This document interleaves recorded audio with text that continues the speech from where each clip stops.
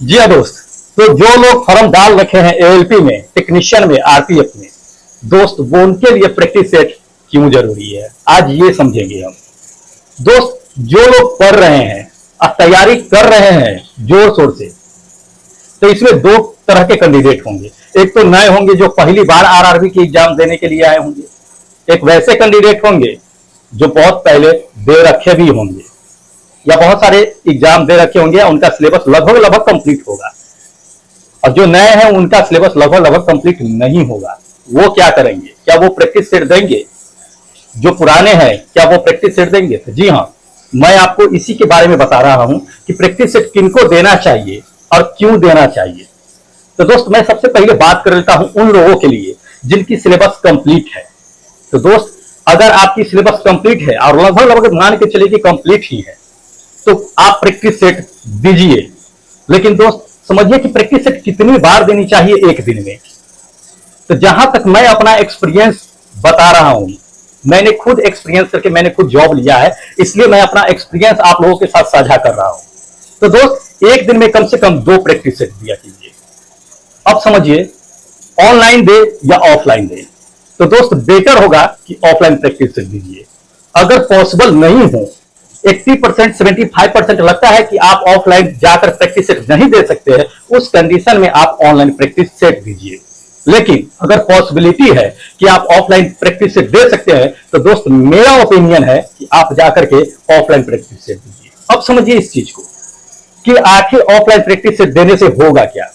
तो दोस्त, अगर ऑफलाइन आप प्रैक्टिस सेट देते हो, तो जहां भी जाते हो, जिस ब्रांच में जाते हो, वहां पे आपको बहुत सारे कैंडिडेट मिलेंगे और उस कैंडिडेट के बीच में आपको प्रैक्टिस सेट देनी होती है, जिसका रिजल्ट आने के बाद आपका रैंक लेवल पता चलता है। उसके बाद आप अपने आप में डिसाइड करते हैं कि हम किस लेवल में हैं। आप उस हिसाब से और मेहनत करना शुरू करते हैं और वहां पे एक दूसरे से डिस्कस करने के लिए भी मौका मिलता है। लेकिन ऑनलाइन में ऐसा नहीं है दोस्त।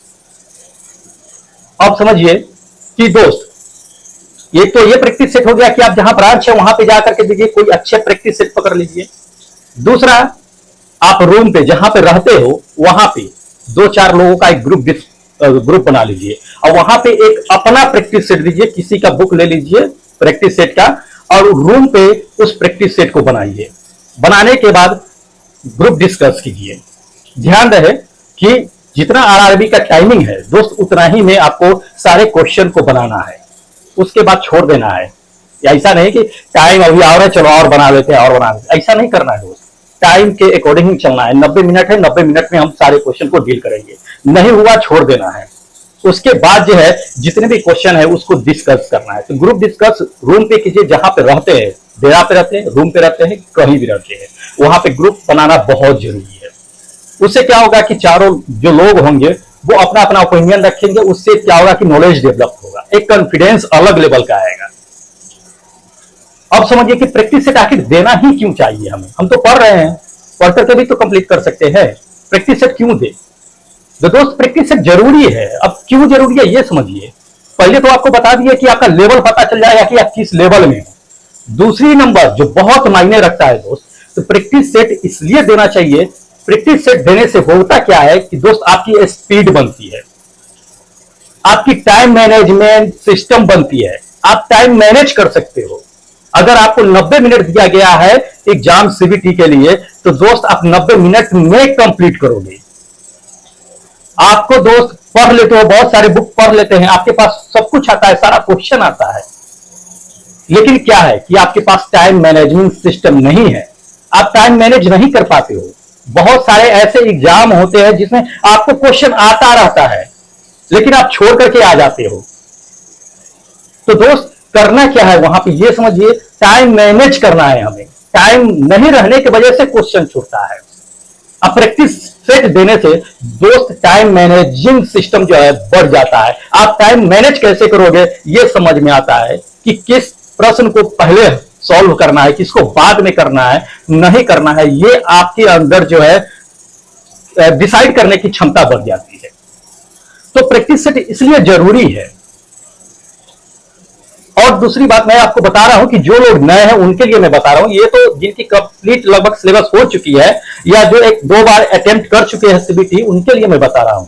जो लोग नए हैं उनके लिए मैं बता देता हूं दोस्त, अगर आप नए हो और इससे पहले आपने कभी सीबीटी नहीं दिया है एग्जाम, आपकी सिलेबस लगभग कंप्लीट नहीं है, आप क्या करेंगे? पहली बार आरआरबी में आपने एप्लीकेशन डाला है, तो दोस्त आपको करना क्या है कि आप जो है जहां पढ़ रहे हैं, जिस ब्रांच में भी, वहां पे आप कंटिन्यू पढ़िए और हो सके सिलेबस खत्म करने की कोशिश कीजिए। एक्स्ट्रा टाइम दे करके रूम पे पढ़ा कीजिए।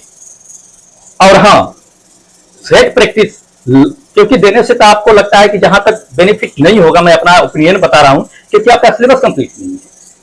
तो आप क्या कीजिए कि एक कोई अच्छे प्रैक्टिस सेट का बुक ले लीजिए और उसको जो है रूम पर बैठ करके ग्रुप डिस्कस किया कीजिए, बनाया कीजिए, बनाइए।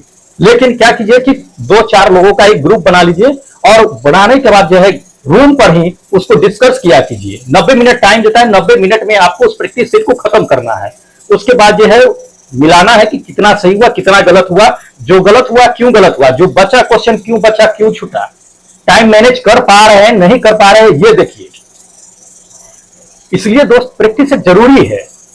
जो नए लोग हैं, जो पुराने लोग हैं, जो सीबीटी दे रखे हैं या जो नहीं दे रखे, उनके लिए भी मैं बता रहा हूं कि मेरे चैनल पे वैसे 20 जो क्वेश्चन इंपोर्टेंट होता है उसका सेट मैं लेकर के प्रत्येक दिन आते रहता हूं साइंस से। तो दोस्त रेलवे में मायने रखता है साइंस कि 40 नंबर टेक्नीशियन ग्रेड 3 के लिए 40 नंबर पूछा जाएगा। अगर आपका साइंस स्ट्रांग होगा तो आप ऐसे निकाल दोगे टेक्नीशियन। जी हाँ, तो मैं साइंस का ही 20 इंपॉर्टेंट क्वेश्चन का सेट लेकर के आता रहता हूं प्रत्येक दिन। चाहे तो आप मेरे चैनल को सब्सक्राइब कर सकते हैं, यहां से वीडियो आप देख सकते हैं, बहुत इंपॉर्टेंट रहता है, उसी के इर्द गिर्द आएंगे क्वेश्चन। मैंने बहुत सारा वीडियो डाल रखा है, वैसे मैं इस डिस्क्रिप्शन बॉक्स में भी सारे वीडियो का लिंक दे दूंगा, आप जाकर के चेकआउट कीजिएगा। लेकिन हाँ दोस्त, प्रैक्टिस सेट देते रहिएगा। कोई अच्छा सा प्रैक्टिस सेट का जो है बुक ले लीजिए, जो जिसको रूम पे बनाना है, और जहां क्लास कर रहे हैं वहां पे आपका प्रैक्टिस सेट बनाइए, टाइम मैनेजिंग बढ़ जाएगा दोस्त। तो इसलिए प्रैक्टिस सेट देना चाहिए। चलिए फिर मिलते हैं एक नए वीडियो के साथ, तब तक जय हिंद दोस्तों।